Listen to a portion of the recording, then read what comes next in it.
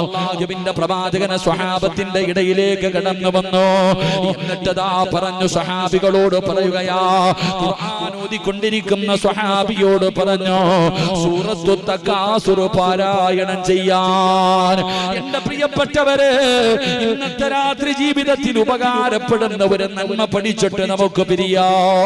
അല്ലാഹുവിന്റെ പ്രവാചകൻ നബി മുഹമ്മദ് മുസ്തഫ സല്ലല്ലാഹു അലൈഹി വസല്ലമ തങ്ങൾ അവിടെന്ന് പറയുകയാണ്, സ്വഹാബികളോട് പറഞ്ഞു, സൂറത്തു തകാസുർ പാരായണം ചെയ്യാൻ. പണ്ടൊക്കെ വീടിനകത്തിരുന്ന് മഗ്രിബ് കഴിഞ്ഞാൽ ഖുർആൻ പാരായണം, വാക്കിയ ഓതും, സജദ ഓതും, യാസീൻ ഓതും, സൂറത്തുൽ മുൽക്ക് പാരായണം ചെയ്യും. ഇന്ന് വീടിനകത്തിരുന്ന് സീരിയൽ കണ്ടിട്ടുള്ള കരച്ചല വാപ്പയും ഉമ്മയും. എങ്കിലും നിങ്ങൾ പഠിക്ക്, മഹാനായ നബിയുനാ റസൂലുള്ളാഹി സ്വല്ലല്ലാഹു അലൈഹി വസല്ലമ തങ്ങൾ സ്വഹാബത്തിന്റെ ഇടയിലേക്ക് കടന്നു വന്നു.